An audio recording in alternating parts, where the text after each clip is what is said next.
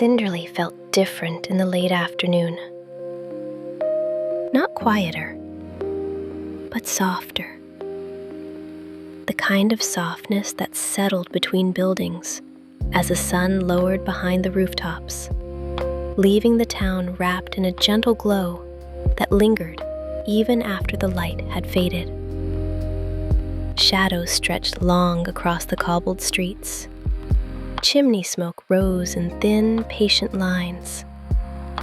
And somewhere above it all, the lantern tower waited, still dimmer than it once was, but no longer trembling. Clara Hawthorne liked this time of day.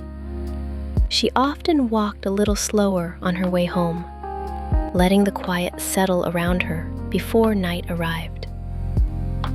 Her house stood near the edge of town, where ivy climbed along the stone walls, and a small garden pressed gently against the back of the house. It was not large, but it was enough.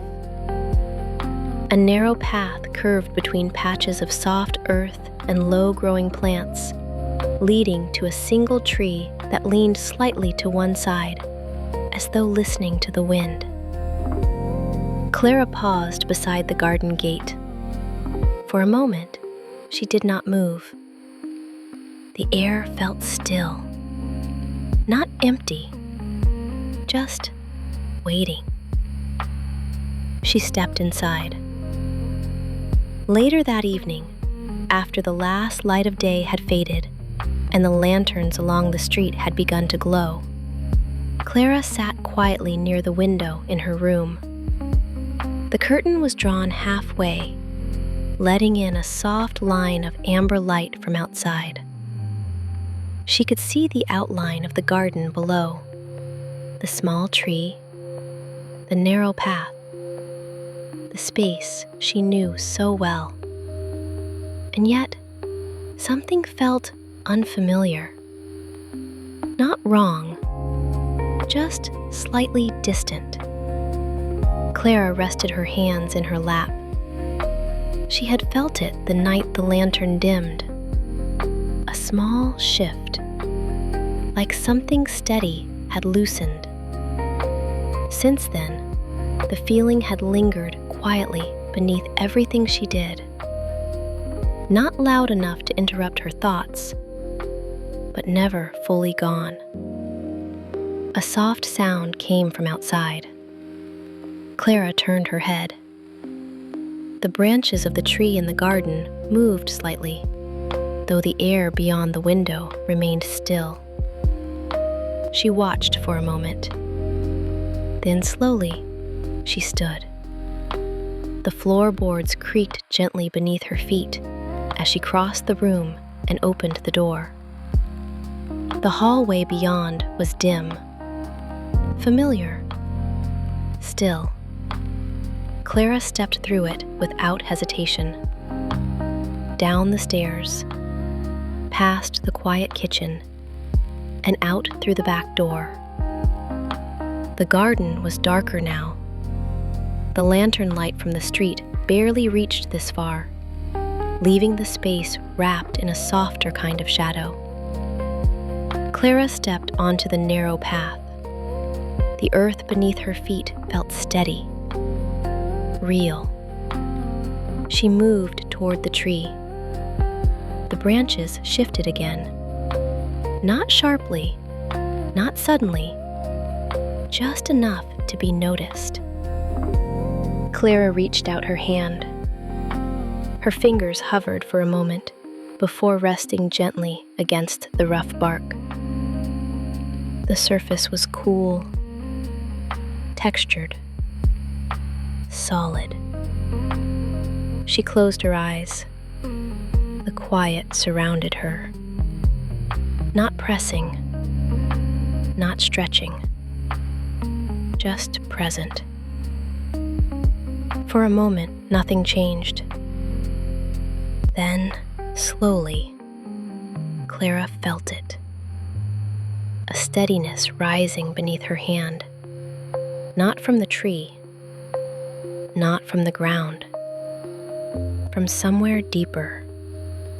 as though the earth itself carried a quiet strength that did not need to be seen to be felt.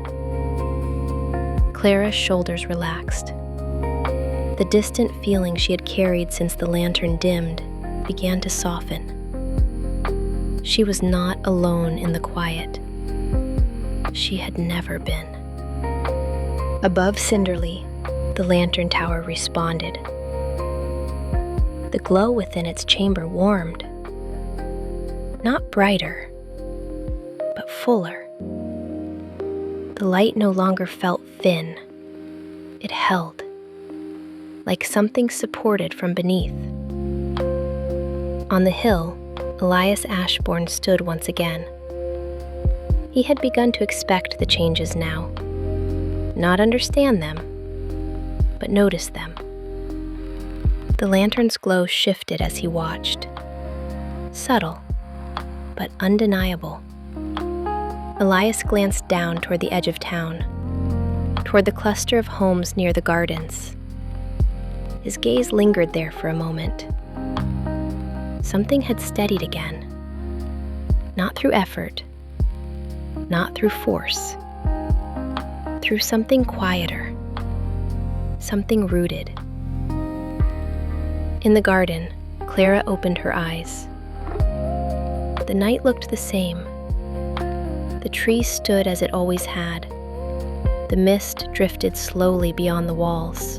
And yet, the space no longer felt distant. It felt close, held. Clara lowered her hand. The quiet remained, but it was no longer empty. She turned back toward the house. Her steps felt lighter as she crossed the path. When she reached the door, she paused and looked once more at the garden behind her. Nothing had changed, and yet everything had.